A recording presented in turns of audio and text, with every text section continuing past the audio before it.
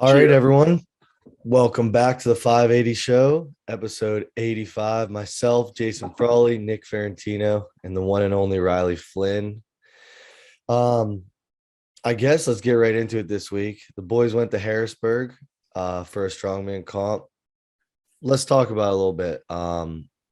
It was definitely a smaller show, um, more of a novice show. I think Nick had a pretty good class, but so we had three gym members compete. We had Nick, Pork, who did his first show. We'll talk about that, and Jared Mercer, who's probably making his debut mention. But I think it was his third ever show. I think it's his goal is to be his last show as a novice. Pork and Jared both won their novice classes. Nick came in second in your open class. So Nick, how do you feel? Really proud of the effort. Had a good day. Had a lot of PRs, a lot of fun, but just fell short of the overall goal of qualifying for nationals. So, it was a good day. I'm pretty happy about the deadlift. So, well, too, and what I told you is it's hard to be mad.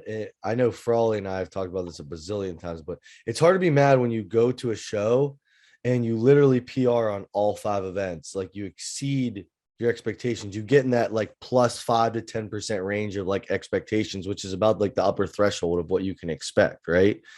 And so it's like you can't control what the other people do. You can play a good game, you can play a smart game, which I think you try to do to the most, to win. But you did the best you can do. So you can't get mad. And also, another person joining the 700-pound raw deadlift. I mean, and that's not like, are you guys clapping? I can't clap that one up. Big golf clap. I'm telling you, that's a big deal. I love seeing that. Like, it's not, and this wasn't an 18-inch, this wasn't a 13-inch axle, none of that. It was just a standard from the floor, 3 attempts, max deadlift. Did he hit it? Yeah. 700. Yeah. It shows also, okay, so Nick's been doing this for actually training for almost exactly a year now. Not even his first competition, just training. This shows how inexperienced he is. I told him to put baby powder on for his third attempt, and I look across the venue, and he's putting it on his hands. So, and then he went up and pulled 700. Yeah, 3 minutes later, that idiot pulled 700. So imagine what he can do in a couple of years if he sticks with it. So Nick, congratulations on 700. That honestly is really cool. Thank you. But so the 5 events for the show were max farmer's hold, axle clean and press away, max deadlift 3 attempts, keg grace, so clean and press a keg 30 times for time, and then max Denny stones. Not my favorite events. Like if I was doing that show, I would not like those events, but I'd like some of them. But your max axle was a PR. Yeah. Farmer's hold time was a PR. Your deadlift, what was your best deadlift, 650 or 660? 660. So you hit a 40-pound PR. Yeah. Decent. Keg grace, you shaved about a minute off your best keg grace. Yeah. From training. After fumbling it. And then Denny's are you could have shaved 2 minutes off. You were close to shaving 2 minutes off. Yeah. That's doing it completely unbroken, which is insane. I actually think that's a cool event. It's just very hard to judge. Yeah. Like very hard to judge because you're saying down 30 straight times. And it's like when someone's in a rhythm, you know how it is. It's like you are locking it out, but when you're going fast, it's still you're going right back down. So yeah, and they're trying to go fast because it's obviously for time, but right. It's hard for them to like hold it up there for 3 seconds when they're trying to go as fast as possible. I think it's almost a necessity to be a little bit lenient on the calls with that type of event, just based on the number of reps you're doing. Yeah, and also the kegs were the harder kegs to press. They were the ones with like no handle. Yeah. So that was even harder. But Nick, I don't know if you have any other comments about the show. It was a really nice gym. Excellent food. I mean, it did run a little slow, but Excellent food. Yeah. The overall, food was great, man. That's important. I Yeah. agree. Yeah. yeah. I mean, that nice equipment and everything. It was a good setup. A You lot of just fun ran with the into a boys out there. Yeah. Yeah. It happens. Pork did his first show, which is funny because he's a power lifter, you know. Intern Pork coming away with a win. Jared win. It was good. It was a fun day, honestly. We're gonna have Pork is a blue blood power lifter, man. yeah. Like I don't think you're gonna pull that out of him. No. I don't think he's converting anything. I don't know if that was the show to do it either, though. Yeah, it was that's true. small. But and Frawley had the camera all day. Frawley and Riley came too. We were all in Harrisburg. Yeah. And Frawley had the camera all day. So we're gonna have another vlog dropping this week on our YouTube. So be sure to check that out. We had our mini golf release this past week. If you didn't watch it, we're about to do a spoiler in like 10 seconds. So pause this right now. But congratulations to Riley for winning the mini golf challenge. You're Fired up for you're not going to talk about the 17-year-old pulling 600 pounds? Just going to gloss I'm over still that. on the show. I'm still on the show, dummy. You're talking about mini golf now. Because Riley, this is why I do numbies and you don't. Okay. Because I said we released a vlog last week. We're Mhm. gonna go and do stuff. Frawley's behind the camera this week, probably by Wednesday. Go check our YouTube because the boys go to Harrisburg. Another video. I thought it was going to be named something else. No. Not wrong, right? And so Frawley filmed it all week. I think it'll be a fun video. See all the events. You guys can see, you know, how some of these events were run and stuff like that. I like the behind the scenes, going to competitions, traveling, vlogs like that. It's fun. But it was my first event as a state chair. So it was interesting. It was a good show to get my first show on, you know, out of the way as a state chair. Obviously, I've ran shows myself, but being the actual like rep there. No, I will say like the nicest, it was a small group yesterday, but the nicest group. There wasn't anyone that was like a hard ass or like gave me a hard time or called me out on like judging as a competitor, you know. So like I appreciate that. It made it easy for me. Me and Riley updated the Iron Podium. Super easy. You wearing that polo, when you look that good wearing that polo, I don't think anybody's gonna say anything to you. So Nick, don't do that. I feel like a loser wearing my state chair rep shirt, but it's all good. Shirts for the show were good too. But anyone else have anything else to say About the show? Yeah. Are we not going to talk about a 17-year-old pulling 600 pounds? Well, I asked, does anyone have anything to say? There you go, Riley. I said it earlier. Well, say it again. I just I'll did. listen to what you say. Yes, so it's funny because I was actually talking to people before the show, and because they had, I think, 3 teens compete. And I'm like, man, these teens are starting to come out in strongman like in big flocks, like a lot more than you would have ever seen. And I was like, 2 weeks ago, I saw a teen load a 285 stone or whatever, or come real close, 14-year-old. And then I'm like, that was the most impressive thing I saw a teen do. And then 600 pound, literally from the floor, no straps over under, 17-year-old pulling 600 clean. Gronk spiked his headphones on the way up to the bar. It was awesome. Oh man, that was sweet. It was a clean pull too. He made a move easy. He's 17 years old. He's country strong. He was a big boy, but nonetheless, he's only 17. I mean, oh my god, man, it was freaking. It was awesome. Impressive. Probably, sorry, Nick, the most impressive pull of the day. Yeah, for sure. Did some other stuff too. I need to find his name real quick. His name is Dennis Gitke, Gitke. Gitke. I would not know how to say that. Yeah. Well, whatever. Either way, Dennis. Yeah, that was, man. He did a 600 pound. He picked up 600 pounds on the Denny's too. Yeah. In his cowboy boots. Yeah. Yeah. That was awesome. That was badass. Man, dude's a stud. So that was a big PR for him, and Dude, I think that That's was probably one of insane. the most impressive things I saw. People were going nuts for him pulling 600, Mm-hmm. as they That'll be should. on the vlog. I got a good video of Oh, that, nice. so that'll be on there. Check it out. Anything else notable, Riley? You want to talk Yeah. about? Also, Anders. I'm not a doctor. I don't want to say his exact diagnosis, but he had some form of high functioning autism, I think. But he was fucking awesome the whole day. Oh, yeah. Watching him hit deadlifts and stuff, and he just like walk away from the bar flexing. Yeah, another teen. It was awesome. Yeah, he's a great he's just a great dude. Just love. It's like purity in the sport. Like it's fun to watch. That made it worth coming right there. Just Yeah, watching that's true. how happy he was after hitting lifts and stuff. It was awesome. Strong. He's strong too. Like honestly, I don't know how old he was, but he hit like something like a 350-pound deadlift too. I said that to Nick yesterday when we were there. I was like, I missed third attempts, like third attempt deadlifts, like because in powerlifting meets, like that's one of the most exciting parts of the meet. Yeah. Not because it's over, but just because people are truly taking like max effort attempts, right? And like with just the joy that people get when they hit their attempts, like that reminds you like why we do this stuff. Just because it's so awesome to see people just that happy over being able to do something they've never done. So.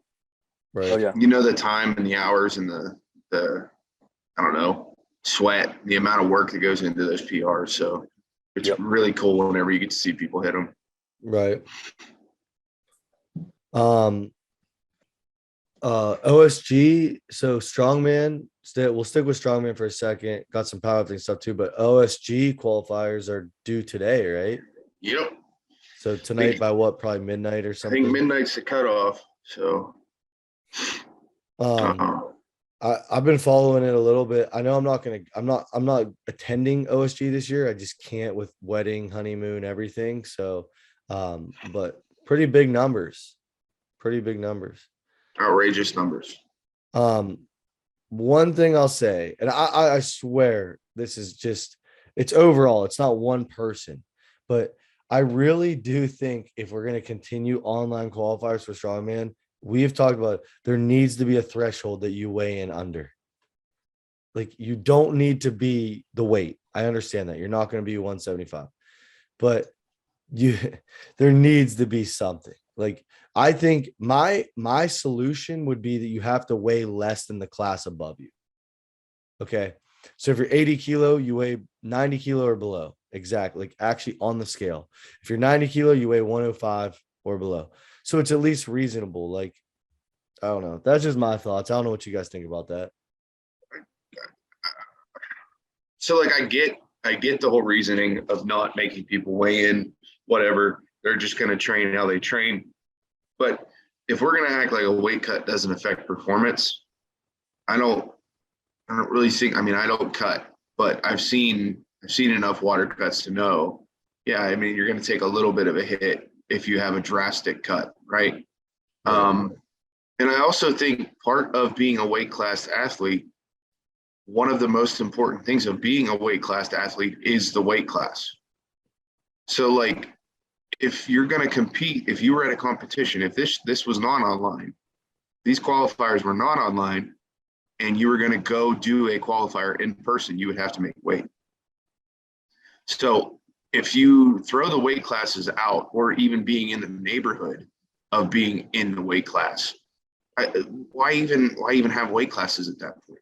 I mean, like you're saying, we're not saying you got to weigh exactly, like you got to weigh yourself in on that day, but at what point do we say like, okay, like I made the joke before, like I could sign up for a 90 kilo qualifier. Yeah. Right. Like you got to have some kind of limitation that says like, okay, you're still in the neighborhood. You're within a water cut distance to make that weight class. Yeah, that's what I'm saying. But on the other hand though, too, if you can make weight, then, more power to you. Yeah. Furman, when Furman said, he's like, if you don't make weight for the qualifier, you aren't welcome back. See, I like that. I'm probably okay with that, truthfully, because like it's a high stakes. Yeah. Okay. You want to submit at a low weight class and like you weigh heavy, but if you can make the weight, you can make the weight, period. Right. Yeah. Like now, whether it's healthy, whether it's dangerous, whatever, that's up for debate. but like, there's got to be some kind of stipulation in place that says, you know, if you're not going to make the weight for the class that you're trying to qualify for, there's got to be some kind of consequences to that, because essentially you're taking a spot from somebody who would make weight or potentially would make weight. Yeah.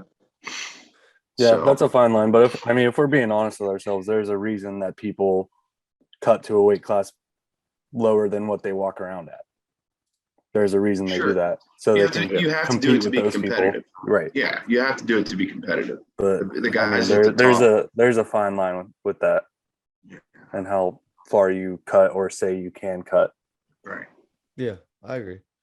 But it's just a thought. I'm in like a weight class, so I see it a lot more often. But I will say, if they make weight, they make weight. So more power to them. You got no leg to stand on if they make weight. Yeah, It's true. So I agree. In powerlifting this weekend, the American Pro, I didn't get to follow as closely as I would have liked, but the American Pro, and it looked so badass. It looked crazy.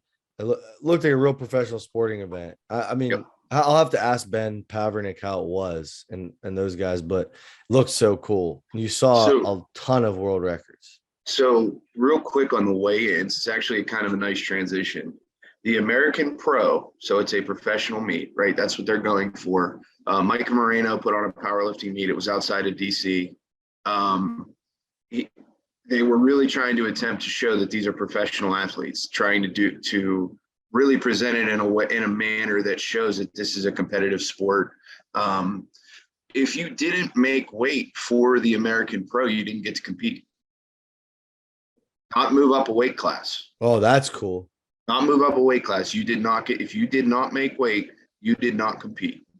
You're a professional, right? So just kind of a good transition there. That was an interesting thing. Typically, they just let you move up a class. That's not how this was. If you entered a class and didn't make weight, you didn't compete. I like that. I mean, on the pro level, you got to make you got to make it harder. Yeah.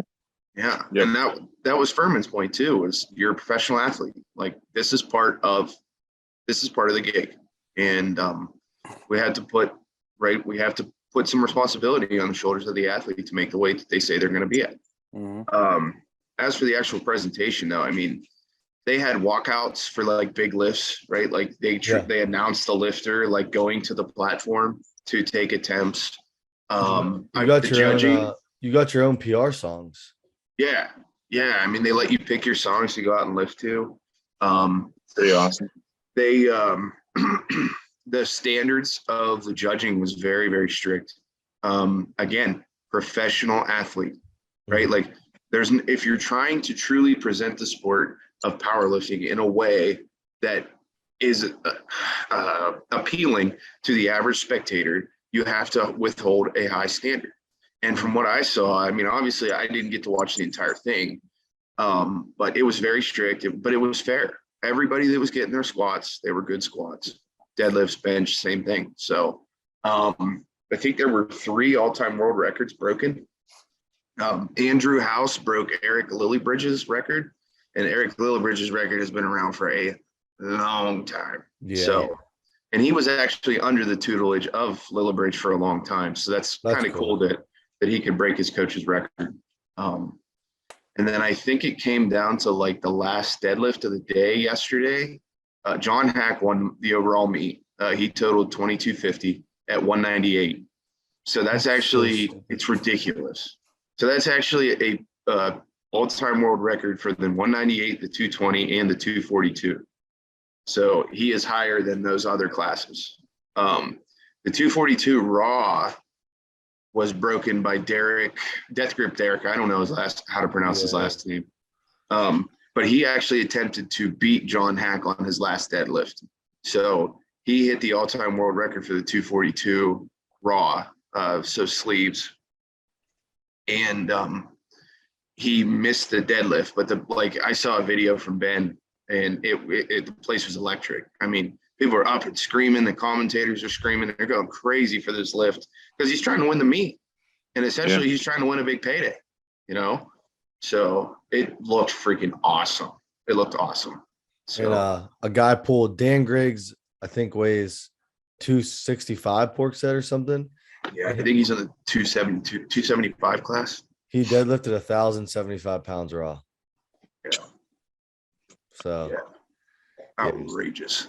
so yeah, that's cool. That's our powerlifting talk for the month. So if you didn't like Probably it, 6 months. if you were just hitting that 30-second fast forward button, welcome back. Yeah, right. I've never done powerlifting or really watched it, and that sounded appealing to me. So Yeah, Good for Was them. it? you have, Oh you man, have to see the videos on Instagram. Like it's actually cool. Like the they had venue the, is awesome. I'm excited to see like edited videos from it because they had every lifter walked out with a green screen behind them, I think for like video, Yeah. like held videos. But it was Yeah. a crazy production. I can only imagine how much that would have cost to run and produce and everything. Yeah, they had big screens of every attempt. So like you were in an arena, right? Like you had VIP seating. They had, I'm pretty sure they had an open bar. You could go get food, do whatever you wanted. But it would be like you're going to, let's say, a UFC pay-per-view, a UFC card, right? That's You're exactly sitting down what there, it the looked like. camera is shooting right on the athlete. There's big screens right above them. Like, oh man, they did such a good job with the presentation. And but that's the thing with the powerlifting. There's so many flashes in the pans. Like we've seen stuff similar to this, probably not quite to the same extent, but it just never seems to hold the same way. And I don't know what the reasoning is, but I would love to see this presentation continue because Yeah. I would it say was the freaking reasoning awesome. almost always is money. Yeah, for sure. Yeah, So obviously they don't make Yeah. enough, or it's too expensive, or there's some. sure, It's usually financial. That's what it always That's what it Yeah, always boils sure. down to. always. All right. But Frawley's right. There's been in the last 10 years since I've been in strength sports, there has been a million of these, but I've never seen one produced like this. So No, Hopefully it We'll see. sticks. I Yeah. hope. We're talking about production a little bit, but this podcast, I'm sure you guys have favorite podcasts you listen to other than this. Nick, you're a normal listener of this podcast. You're not. This is like your second or third time on here. Yeah. Podcasts have an intro, right? Like Yeah. I think the 580 show needs like a little intro, like a 10 to 15 second, like edited up, spruced up thing. What do you guys think about that? What do you mean? Welcome to the 580 show's not enough? I don't know. I think Episode every whatever? week I just say, all right, everyone, welcome back to, and then whatever. That's it. episode. I know, Right but I in. want like I don't know. I want I like agree. a little spruced up 10-second clip. Yeah. We need to pay for cameos from people saying like, this is the 580 show, like recognizable voices. And then that'll be like our intro, That would I'm be trying to cool. think who's like a recognizable voice that we can afford. Bruce Buffer. That's That'd pretty be good. Get sick. your checkbook That'd out, be baby. sick. He's probably does numbies though. You guys know who Andrew Schultz is, the comedian? Yeah. He had him he just came out especially had him like announce him like to walk up to the stage, and it was fucking awesome. Oh, that's kind of cool. He's funny. Yeah. Didn't his special so he had to buy his special back or Yeah, he had some jokes that they wanted to cut out and he wasn't having it, so he had to buy it back and he released it himself and ended up making way more money because people liked that he did that. Yeah, he's funny. So he made out on it. I He's bought it funny. and watched it. It was very funny. I watched I introduced Nick to my favorite stand-up special yesterday on the way home from Harrisburg. It's funny. Who's Yeah. that? Shane Gillis. Oh yeah, he's good. What nationals event seemed the most fun to you guys? Nick, sorry, I know this is Touchy subject. I'm come on. rejoicing, dude. I don't have to What? prep. Are You don't kidding me? have to say it. Everyone at home was thinking it. Sorry. I don't think they were. Dude, I was messaging Kacharski last night, telling him, he's like, at least you don't have to prep for nationals. I'm like, that's what I'm saying. Yeah. Nick, we're gonna have a good time watching. I'm going fishing with Luke Gutwall. There you go. Shout out, Luke. 6 events. You got to pick one. What's your favorite or most interesting? Not necessarily most favorite, your favorite, but what's the most interesting was the question. Who? The farmers. That's not bad. That's what I'm going to say is the most interesting one. Yeah. 100. I did my first runs last night. My first farmers. It was all right. I saw your picture saying you were thinking about just leaving it there. Yeah, I cleaned it up. Lead from the front. And what time was it at that point? Like 1 a.m.? No, I got done by midnight last night. Oh, that's good. Cleaned up by Oh, midnight. great. You're still a psychopath for that, but Personally, I'm most excited to watch the sandbag over shoulder. I think Yeah, that that's. at like towards the end, it's gonna be electric. People I start think getting to the last bag. Yeah, I think sandbag to shoulder. I think is going to have the lowest success rate I agree. of completion because I mean, look at the big boys. I will be shocked. I think literally there'll be 10 guys that finish at max the Yeah, sandbag. there definitely will be, but that's heavy, man. Yeah. I think most interesting for me is the arm over arm pull because it's so long and it's the last event. So I think when you put those two together, I think it makes it interesting because you can literally you'll have Arnold bids on the line, podium spots, everything obviously comes down to last event. So yeah. This is a really, really good question. Why do you think that there is so much turnover in strength sports, like quitting in strength sports? As it gets hard, Yeah, I- discipline. That's it. It's it not. gets hard. I think that's exactly right. It get like strength sports are so fun the first like year because you can look at weights and get stronger. Yeah. And but then when you realize like you're not after like year 2 or 3, you're not going to get stronger if you keep you have to make serious life changes and sacrifices, and it's not wrong or right, but you have to make the decision to not do certain things if you want to be elite at it or really good. And I think it's just easier for people to just not do it. Hey, it's easier for me to just join LA Fitness and do chest and tries and back and buys. And if I miss workouts, I miss workouts. And that's fine. And if you're okay with that, that's okay. Yeah. I But wish if you I was want to like be that. competitive, that's just if you want to be competitive, it's the nature of the beast, man. Like you're gonna hit a point eventually where you see where you fit, right? Like you might here's the big spectrum, right? It's this big. And naturally you might, let's say you get to here, right? Now, in order to go from here to here for the top, you got to do all these things that everybody at the top is doing. And if you don't want to do those things, you're not going to make it to the top. Yeah. And people just get discouraged because I think they realize how far they have to go. And I also think that maybe their goals from the beginning might be a little bit unrealistic. So if you have these lofty goals that are way above what they should be, then you're like, oh, I did all these things. And then you don't hit the goal, even a goal 10 steps below that one. You see all the things that you had to do to get to that goal. And now you're 10 levels above where your ultimate goal is. You're like, man, I'm never going to get there. And so goal setting is pretty important, I think, too, right? Yeah. And 99% of people will do all those things and make the sacrifice and still never reach their goals. That's right. It's disheartening, I think it's hard too. You have to make a full-time commitment to something that you're probably never going to make like any money doing, and you're actually going to spend a lot of money doing. Yeah. So it's hard to do that. Like when other shit in your life happens, like you want to start a family, you want to get better at your actual career. Like it's hard to do both. Yeah. There are sports is a full-time thing. There are 5,000 people out there that think they're the next world's strongest man.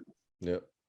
It's just such a sacrifice. You have a kid, it's a million reasons, but I think we did a good job summing that up. Honestly, it's hard, man. Injuries too. Yeah. That's also true. You have to in your head know if you're training, let's just say strongman, because that's what we mostly talk about. If you're gonna go in and do a strongman event like a couple times a week and train at the highest level, there's a good chance you can get hurt. And you have to know that you're doing that, like you're putting yourself in harm's way just for your hobby. Like I just think about like if I tear my ACL, it's going to seriously affect my actual job. Mm-hmm. But and it's tough you have to do all of the rehab and that to get back to where you were, and then you have to continue and try to get better after that. Like that's a long road back. Yeah. So I think those are the reasons for sure. Good question. You guys have anything else this week? What else we got? I mean, what's coming up? Nationals and then the Polar Express. I don't think we have anything in between, right? Did we talk? Did Polar Express, was it last week? I don't think we even talked about that. We didn't talk about Polar Express at all. Yeah. Did the name get announced like on here? Today. I don't It think just it did. did. No, it did last No, week. It got announced No, last yeah, week. yeah, dude. Okay. It was the name of I the couldn't episode. remember. But Josh it was, and yeah, Dante. it was. They talked all about it. Yeah. Oh, that's right. You're right, Nick. But I was saying we didn't talk about it selling out in Yeah. 26 hours. No. 51 spots, 26 hours. That was huge. I was so excited for that. Well, it's weird when you run a show well that people will do it again. We've got 7 on the wait list right now. So Hey, we said, man, set it for Bridge, set it for this one. who's proud of me for not adding spots? I am That's gotta not be- because you let 51 in instead of 50. It's still No, but still listen, it's Paul. still early. It's no, still no, early. I'm we not. I'm go. not holding my breath here. I'm not holding my breath. It's still early. Also true.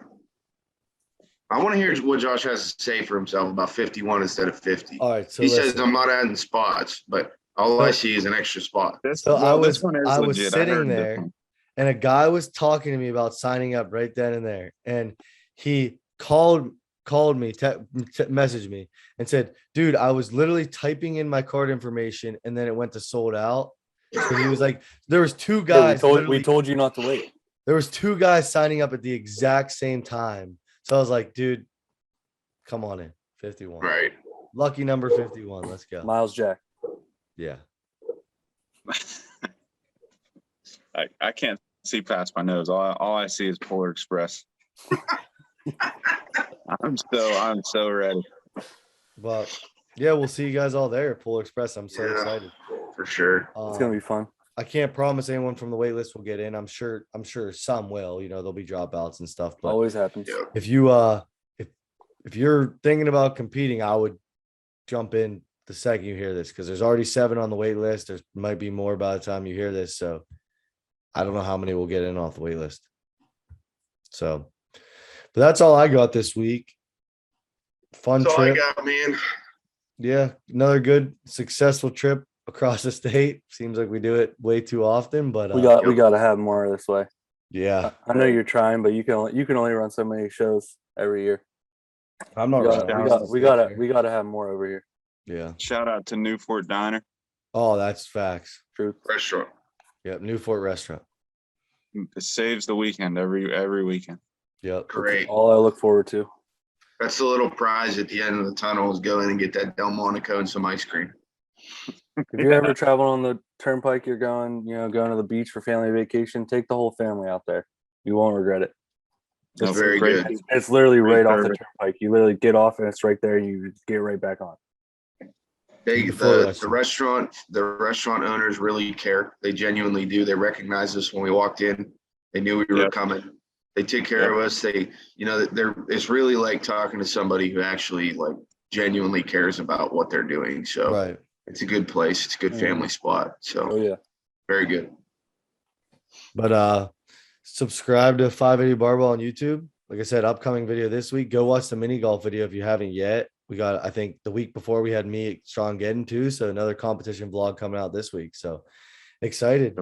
Be sure to subscribe. It helps us out a lot. But Yep. Until then, we'll see you guys for episode 86, Heinz Ward next week. Later. Love you guys.